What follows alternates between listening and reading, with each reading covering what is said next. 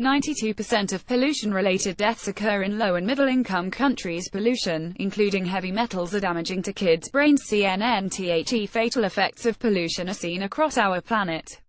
In 2015, nearly 1 in 6 deaths, an estimated 9 million worldwide, was related to pollution in some form: air, water, soil, chemical or occupational pollution, according to a new report published Thursday in The Lancet.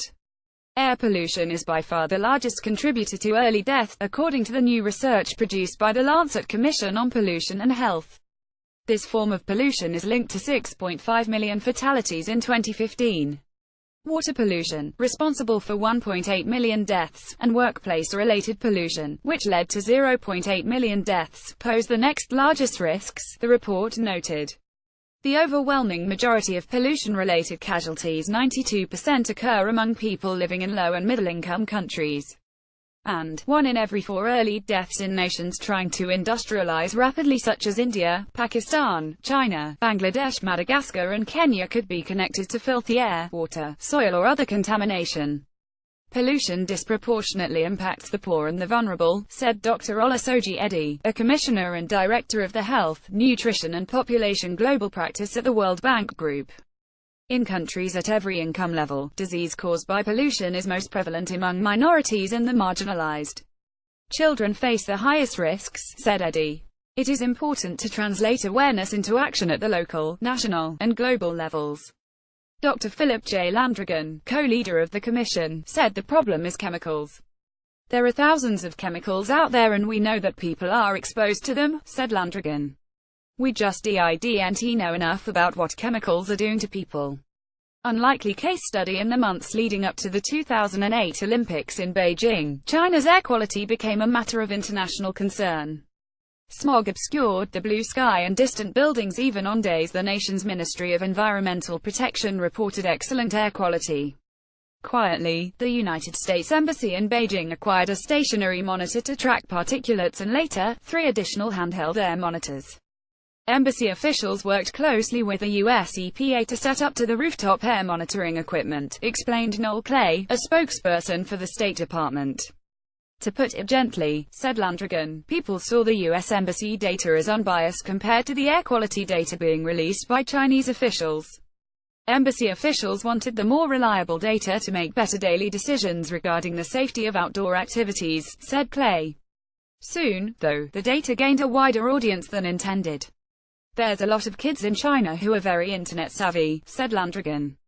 These kids figured out how to access the data, which was published online by the U.S. Embassy, and once that hurdle was cleared, the Chinese citizens themselves started buying monitors and doing their own testing and sharing their results over the internet. Accelerated by the U.S. Embassy in Beijing, air quality data went viral across China.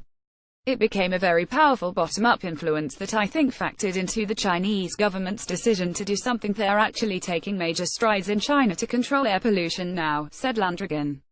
Now HES seeing the same thing happen again in other regions of the globe. With the cost of a reliable air monitor priced around $100, said Landrigan, more and more people around the world are starting on their own citizen scientists, if you will, to collect air pollution data. Traditional versus modern. The data for this new report comes from 2 very credible sources, noted Landrigan. The World Health Organization and the Institute for Health Metrics and Evaluation, which is based at Seattle's University of Washington and is funded by the Gates Foundation. Data is collected by satellites and other monitoring technologies, which, due to increasing sophistication, provide more information today than in the past. For the first time, we pulled out and collected in one place all of the information on deaths caused by all forms of pollution combined. In other words, air pollution, water pollution, chemical pollution, soil pollution, occupational pollution in the workplace, and put it all together, said Landrigan, who is also a professor of preventive medicine and pediatrics at Icahn School of Medicine at Mount Sinai. The very poorest countries have many fewer deaths from pollution than the people on the next rung up, the lower middle-income countries, noted Landrigan. This is not traditional pollution that is killing people in these rapidly industrializing lower middle-income countries, it's urban industrial air pollution, chemical pollution, he said. Traditional pollution arises at the household level and is associated with profound poverty, said Landrigan. Household air pollution resulting from poorly ventilated indoor cookstoves and fecal contamination of drinking water are the major forms of traditional pollution. Modern forms of pollution are outdoor air pollution, chemical pollution, soil pollution and occupational pollution, all associated with modern industry, modern cities, modern lifestyle. All of those are going up, said Landrigan, adding that the number of deaths associated with modern pollutions have increased year to year. Regulation and economics. The other thing that's new about this report is that economists on the Commission's team developed a separate analysis to calculate the costs that result from diseases caused by pollution, added Landrigan.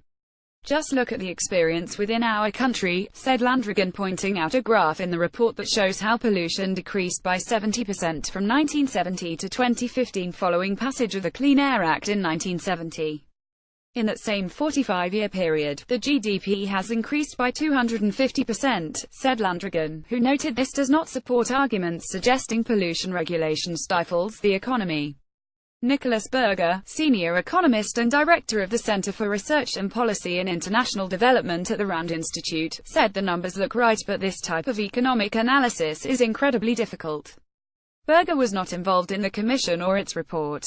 Simply saying we've observed this level of growth and we've observed this level of pollution reduction is not enough to make a strong statement that absent the pollution reduction we would have seen the same level of growth or lower growth or higher growth, said Berger. It is necessary to understand what would have happened absent those regulations, noted Berger. And that's not easy to answer on the macro level. There's pretty strong evidence that pollution control policy, pollution regulation does not adversely affect growth by as much as people often argue that it does, or that we might tend to think that it does, said Berger. He added there are even some instances where researchers believe pollution policy has not harmed economic growth, or perhaps even enhanced growth. You put a scrubber on a power plant to remove the harmful pollutants coming out of the stack of that power plant. That is going to make that power plant less efficient. That's basic physics, he noted. But the question is how much less efficient. Industry often comes up with ways to exceed the efficiency requirements of regulators.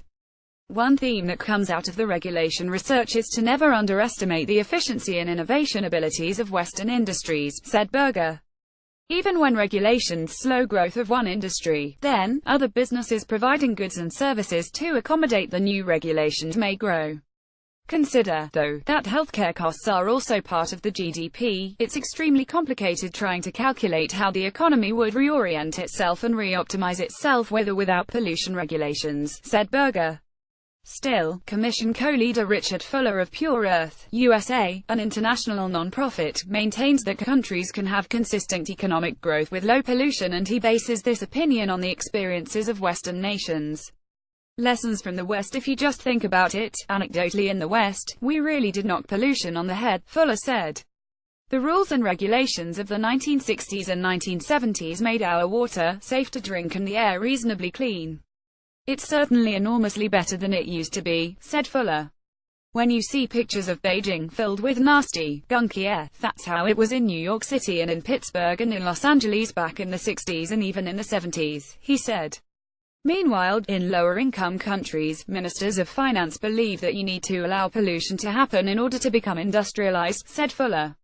If you adopt green growth strategies, it's more likely, according to the literature, you will actually grow stronger because you won't have people sick or dying before their time. Poor health and early death requires people to look after others, and this costs societies wanting to grow. It's a key message in the report, said Fuller, who hopes the new report gets the development community to consider pollution as an issue they should worry about it, an issue that should be on the global agenda. The pollution piece of the agenda has largely been forgotten because the planet is cleaner due to efforts made in the US and Europe, but it hasn't had the same effort in the rest of the world, said Fuller. So what can people do? People should go to www.pollution.org, said Fuller. While the data is not comprehensive, it's the best available for people to see what is happening in their own neighborhoods. If you're not seeing what you're feeling, you can add your story, said Fuller.